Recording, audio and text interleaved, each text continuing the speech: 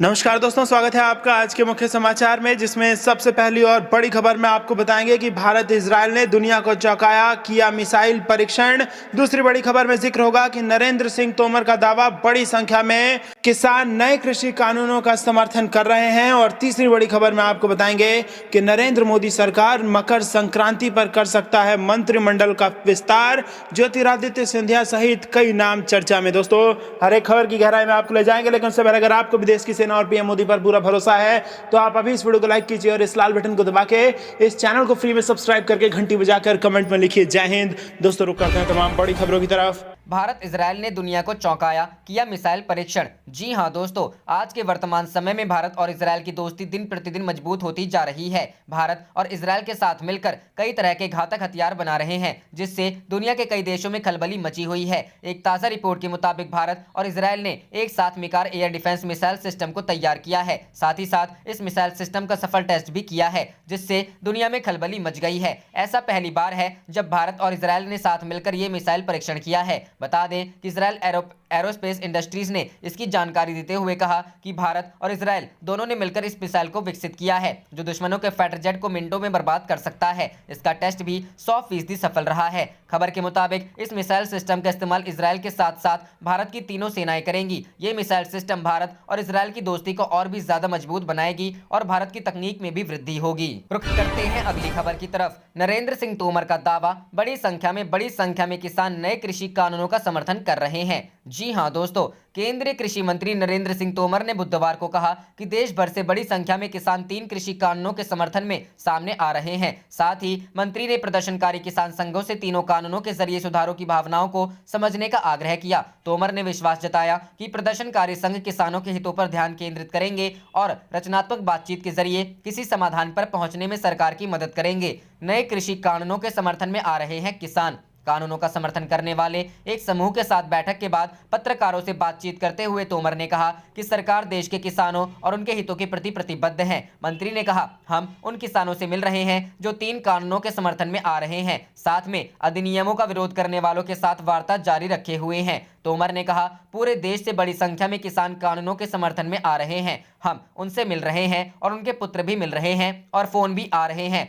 हम उनका स्वागत करते हैं और आभार व्यक्त करते हैं। दिल्ली की सीमाओं पर प्रदर्शन कर रहे हैं किसान। बता दें कि किसान सितंबर में पारित कानूनों के खिलाफ दिल्ली की सीमाओं पर प्रदर्शन कर रहे हैं। इसे लेकर केंद्र सरकार और किसानों के प्रतिनिधियों के बीच 7 दौर की वार्ता हो चुकी है, लेकिन ये आंदोलन को खत्म कराने में नाकाम रही है। सरकार ने इन कृषि कानूनों को 3 बड़े सुधारों के तौर पर पेश किया है, जिनका लक्ष्य किसानों की आय बढ़ाना और उनकी जिंदगी में सुधार करना है। जबकि प्रदर्शनकारी किसानों का दावा है कि ये 3 कानून उद्योगपतियों को फायदा पहुंचाने वाले हैं और एमएसपी और मंडी व्यवस्था के खिलाफ हैं। प्रदर्शनकारी किसानों के साथ अगले दौर की वार्ता 8 जनवरी को होनी है, जबकि सरकार कानूनों का समर्थन करने वाले विभिन्न किसान समूहों के साथ बैठक कर रही है। तोमर ने कहा, मुझे विश्वास है कि विरोध करने वाले संगठन भी कृषि सुधार कानूनों के पीछे की संभावनाओं को समझेंगे और किसानों के हितों पर ध्यान केंद्रित करेंगे और रचनात्मक बातचीत के माध्यम से समाधान तक पहुंचने में निश्चित रूप से हमारी मदद करेंगे। रुख करते हैं अगली खबर की तरफ। नरेंद्र मोदी मकर संक्रांति पर कर सकते हैं मंत्रिमंडल में फेरबदल।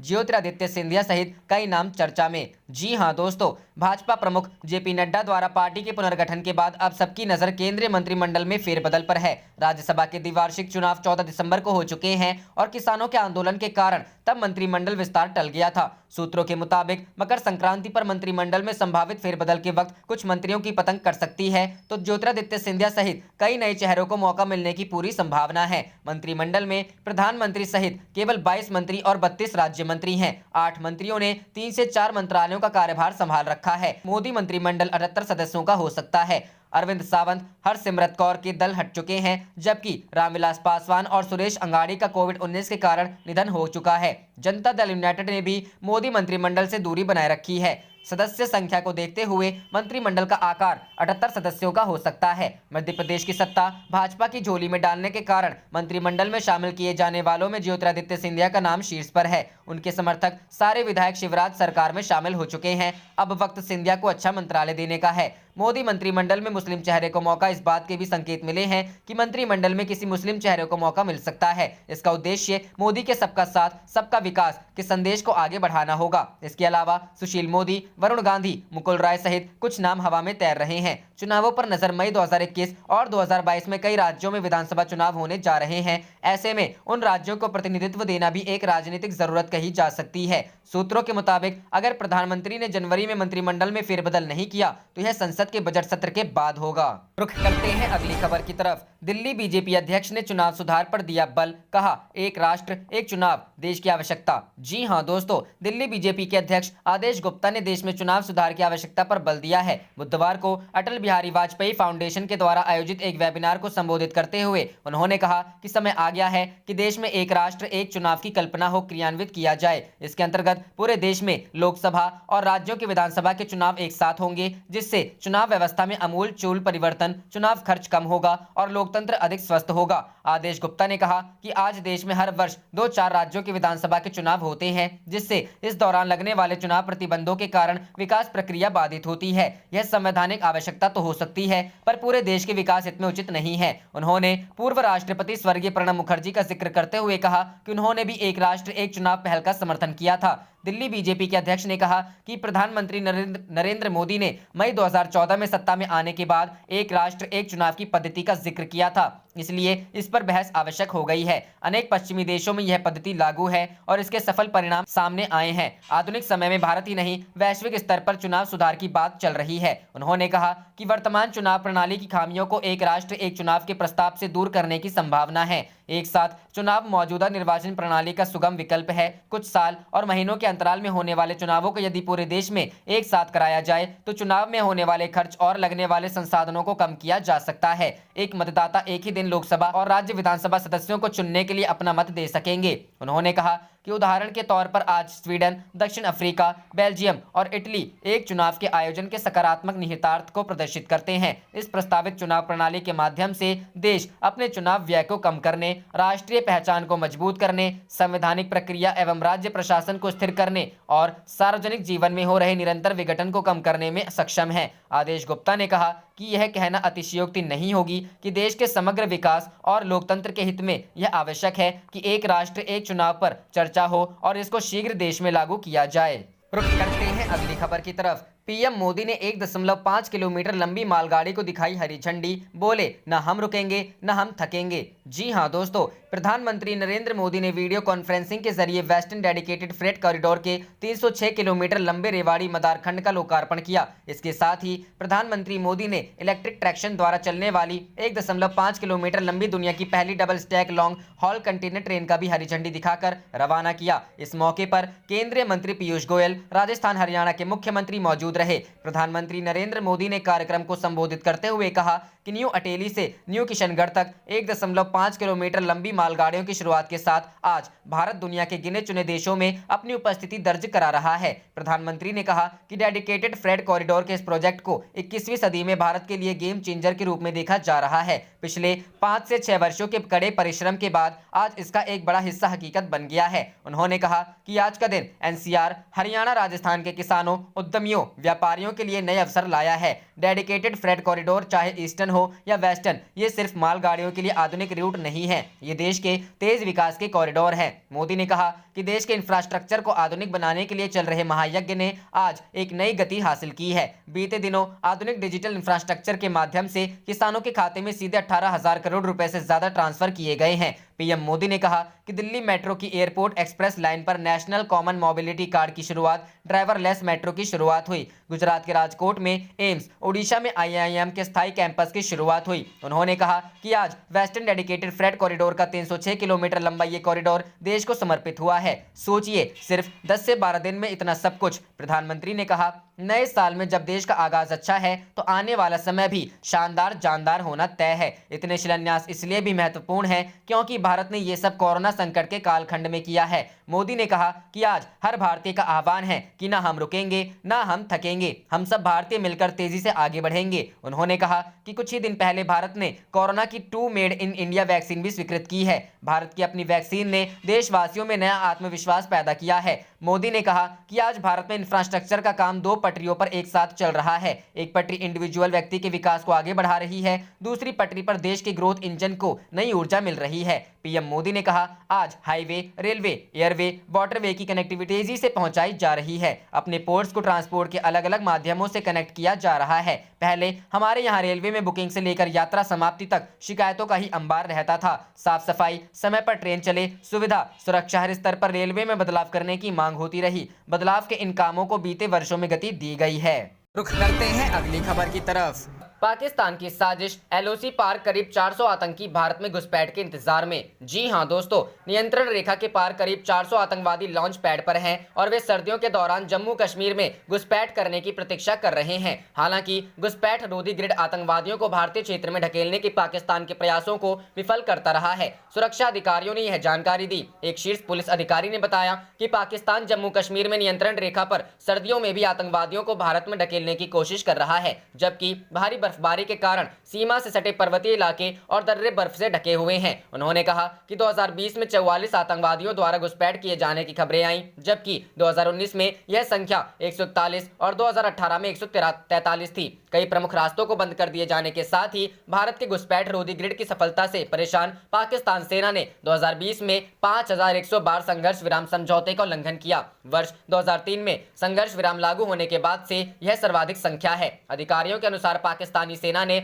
जम्मू एवं कश्मीर में अधिक आतंकवादियों को ढकेलने के प्रयास में गोलीबारी की ताकि आतंकवादियों को घुसपैठ में मदद मिल सके। एक अधिकारी ने कहा, पाकिस्तान के कब्जे वाले कश्मीर में एलओसी के पास विभिन्न लॉन्च पैड पर 300 से 415 आतंकवादी हैं जो जम्मू कश्मीर में घुसपैठ करने के लिए तैयार हैं ताकि हिंसा के जरिए शांति और सामान्य स्थिति को भंग किया जा सके। उन्होंने कहा, पीर पंजाल के उत्तर की ओर एलओसी के पास 175 से 210 आतंकवादी लॉन्च पैड पर हैं। वहीं पीर पंजाल के दक्षिण में एलओसी के पास 119 से 216 आतंकवादी हैं। उन्होंने कहा कि पाकिस्तानी एजेंसियां जम्मू कश्मीर में हथियारों, गोला बारूद और विस्फोटकों के साथ सशस्त्र आतंकवादियों को ढकेलने के लिए सुरंगों का इस्तेमाल कर रही है। एक अधिकारी ने कहा, वे आतंकवाद का वित्त पोषण करने के लिए मादक पदार्थों के साथ साथ जम्मू कश्मीर के सीमावर्ती क्षेत्रों में हथियारों और विस्फोटक सामग्री गिराने के लिए ड्रोन का भी उपयोग कर रहे हैं। इस साल वे भारी बर्फबारी वाले महीनों के दौरान भी आतंकवादियों को ढकेलने की कोशिश कर रहे हैं। एक अधिकारी ने कहा, पिछले साल दिसंबर में आतंकवादियों ने भारी हिमपात के बावजूद पुंछ में घुसपैठ की थी, लेकिन उनका सफाया कर दिया गया था।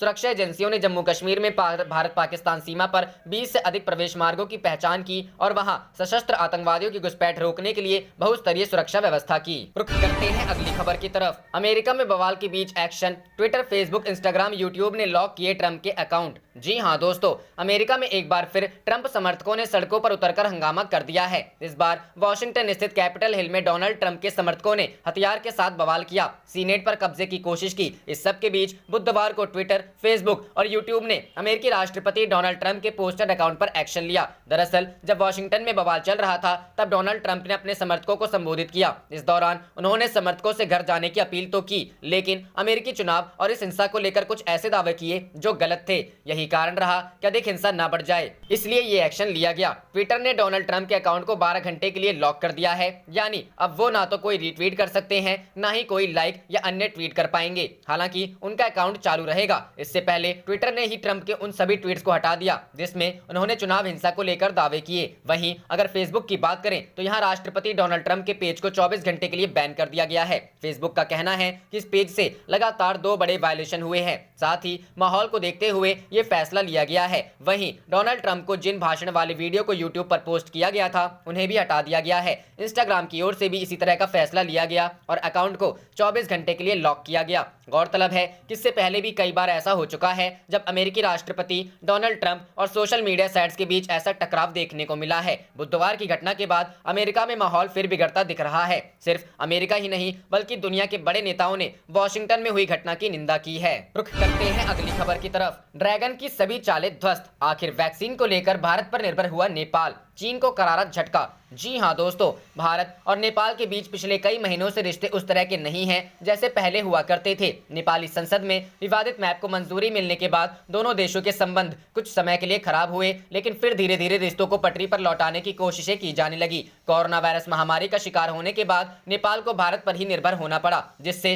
पड़ोसी देश को भारत का महत्व पता चला। इसके साथ ही उसे चीन द्वारा लंबे समय से रिझाने की हो रही कोशिशों की भी असलियत पता चल गई। ड्रैगन के षड्यंत्र को पूरी तरह से समझा जा चुका नेपाल अब उसे एक करारा झटका देने की तैयारी में है। दरअसल नेपाल के विदेश मंत्री प्रदीप कुमार ग्यावली जल्द ही भारत का दौरा करने वाले हैं। इस दौरे में भारत से वैक्सीन मिलने की डील पर सहमति बनने के भी आसार दिखाई दे रहे हैं। इस मामले से वाकिफ सूत्रों ने बताया कि नेपाली विदेश मंत्री 14 जनवरी को दिल्ली आएंगे। वे यहां छठी Nepal India joint commission meeting में भारतीय विदेश मंत्री जयशंकर के साथ हिस्सा लेंगे। चीन नहीं, नेपाल की पसंद बना भारत। अपनी यात्रा के दौरान ग्यावली को भारत में उत्पादित कोरोना वैक्सीन की 1 करोड़ 20 लाख से अधिक खुराकों की आपूर्ति के लिए नई दिल्ली से स्पष्ट कमिटमेंट मिलने की उम्मीद है। हालांकि नेपाल के पास चीन से सिनोवैक वैक्सीन की आपूर्ति का भी ऑफर था, लेकिन भारतीय अधिकारियों से बातचीत करने के बाद नेपाली अधिकारियों ने बताया कि केपी ओली की सरकार नई दिल्ली से वैक्सीन की सप्लाई चाहती है। भारत में नेपाल के राजदूत नीलांबर आचार्य पहले से ही भारतीय वैक्सीन निर्माताओं और सरकारी अधिकारियों के साथ कई दौर की बैठकें कर चुके हैं। उनकी आखिरी मुलाकात मंगलवार को भारत बायोटेक के कार्यकारी निदेशक डॉक्टर वी कृष्ण मोहन के साथ हुई, जो स्वदेशी रूप से विकसित कोविड-19 की वैक्सीन बना रहे हैं। नेपाल में खत्म हुआ चीन का प्रभाव, सहायता और इंफ्रास्ट्रक्चर को बेहतर करने के लिए हाल ही के वर्षों में नेपाल में लाखों डॉलर का निवेश करने वाला चीन पिछले कुछ महीनों में नेपाली पीएम ओली के साथ अपने प्रभाव को समाप्त कर चुका है। चीन ने हर कीमत पर सत्ताधारी कम्युनिस्ट पार्टी को विभाजित करने से बचने के लिए नेपाल पर दबाव बनाने की कोशिश की थी। प्रचंड और माधव नेपाल के नेतृत्व वाले कम्युनिस्ट पार्टी के धड़े के समर्थन में बीजिंग को हाल ही में झुकते देखा गया है। वहीं इसके विपरीत नेपाली पीएम केपी शर्मा ओली के संसद भंग किए जाने वाले फैसले को नेपाल का आंतरिक मुद्दा बताता रहा है। रुख करते हैं अगली खबर की तरफ। चीन के अड़ियल रुख के चलते आगे नहीं बढ़ पा रही कमांडर स्तरीय वार्ता, पूर्व स्थिति की बहाली पर भारत अडिग। जी हां दोस्तों, भारत और चीन के बीच पूर्वी लद्दाख में वास्तविक नियंत्रण रेखा पर लंबे समय से जारी सैन्य गतिरोध का हल निकालने के लिए बातचीत बीते 2 महीने से आगे नहीं बढ़ पा रही है। एलएसी की अग्रिम चोटियों पर जबरदस्त ठंड और बर्फबारी के इस कठिन मौसम में बड़ी संख्या में सैनिकों की तैनाती की चुनौती के बावजूद बातचीत आगे नहीं बढ़ पाने की वजह चीन का अड़ियल रुख है। बैक चैनल संवादों के बावजूद वार्ता की मेज पर आने को लेकर दोनों देशों के मतभेद कायम है। इसके मद्देनजर ही भारत और चीन दोनों की ओर से मौजूदा सैन्य गतिरोध के समाधान की वार्ता को लेकर रणनीतिक चुप्पी बढ़ती जा रही है। भारत ने बार बार साफ किया है कि एलएसी पर बीते साल अप्रैल की पूर्व स्थिति की बहाली के साथ एलएसी की गरिमा का दोनों पक्षों की ओर से सम्मान किया जाना ही गतिरोध के हल का रास्ता है, जबकि चीन पहले पूर्वी लद्दाख के दक्षिणी पैंगोंग त्सो झील की अग्रिम चोटियों से भारत को अपने सैनिकों को हटाने का दबाव बना रहा है। एलएसी के मौजूदा गतिरोध का हल निकालने के लिए भारत अपने सैनिकों के इस क्षेत्र में मजबूत रणनीतिक तैनाती को किसी सूरत में ढीला करने को तैयार नहीं है। रुख करते हैं अगली खबर की तरफ। संयुक्त प्रेस कॉन्फ्रेंस में बोले एस जयशंकर, तमिलों की उम्मीदों को पूरा करना खुद श्रीलंका के हित में है। जी हां दोस्तों, भारत ने बुधवार को श्रीलंका का आह्वान किया कि वह मेल मिलाप की प्रक्रिया के तहत अपने खुद के हित में एक संगठित देश के भीतर समानता, न्याय और सम्मान की अल्पसंख्यक तमिलों की उम्मीदों को पूरा करे। विदेश मंत्री एस जयशंकर ने अपने श्रीलंकाई समक्ष दिनेश गुणवर्धना के साथ संयुक्त संवाददाता सम्मेलन में श्रीलंका की मेल मिलाप प्रक्रिया में भारत के समर्थन और जातीय सौहार्द को प्रोत्साहन देने वाले समावेशी राजनीतिक दृष्टिकोण को रेखांकित किया। जयशंकर इस साल की अपनी पहली विदेश यात्रा के तहत द्वीप देशों के दौरे पर हैं। उन्होंने कहा, क्षेत्र में शांति एवं समृद्धि को बढ़ावा देने के अपने प्रयासों में भारत हमेशा श्रीलंका की एकता, स्थिरता और क्षेत्रीय अखंडता के प्रति कटिबद्ध रहा है। श्रीलंका में मेल मिलाप की प्रक्रिया के प्रति हमारा समर्थन चिरकालिक है तथा हम जातीय सौहार्द को बढ़ावा देने के लिए एक समावेशी राजनीतिक दृष्टिकोण रखते हैं। जयशंकर ने कहा कि एक संगठित श्रीलंका के भीतर समानता, न्याय, शांति एवं सम्मान की तमिल लोगों की उम्मीदों को पूरा करना खुद श्रीलंका के अपने हित में है। करते हैं अगली खबर की तरफ।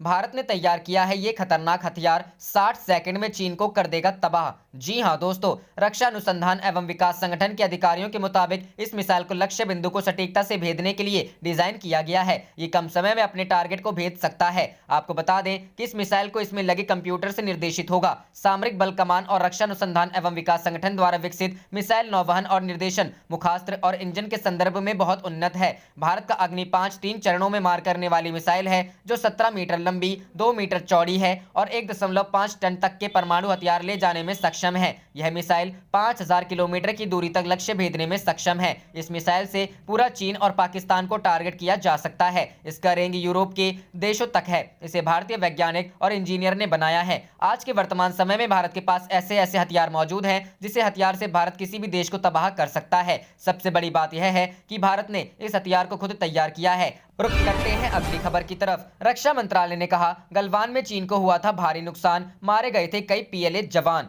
जी हां दोस्तों, भारत के रक्षा मंत्रालय ने अपनी साल के आखिर में आने वाली रिपोर्ट में कहा है कि 2020 के जून में गलवान घाटी में भारतीय जवानों के साथ हुए संघर्ष में चीन को भी भारी क्षति हुई थी और उसके भी कई सैनिक मारे गए थे। रक्षा मंत्रालय ने कहा है कि चीन द्वारा वास्तविक नियंत्रण रेखा पर यथास्थिति बदलने के लिए एक पक्षीय और भड़काऊ कार्रवाई की थी, जिसका भारतीय सेना ने एक सुदृढ़ और गैर आक्रामक तरीके से जवाब दिया था। भारतीय सेना पूर्वी लद्दाख में भारत के दावे की रक्षा के लिए पूरी तरह से सक्षम है। रक्षा मंत्रालय ने साल 2020 को लेकर सेना के ईयर इंडर रिव्यू में ये बातें लिखी हैं। इसके पहले जून में आई रिपोर्ट में चीनी आक्रामकता का जिक्र था, लेकिन बाद में इस रिपोर्ट को हटा लिया गया था। मंत्रालय ने बताया कि भारतीय सेना सभी प्रोटोकॉल और भारत व चीन के बीच हुए सभी समझौतों का पालन करती है। आप देख रहे थे आपका अपना चैनल जय हिंद जय भारत।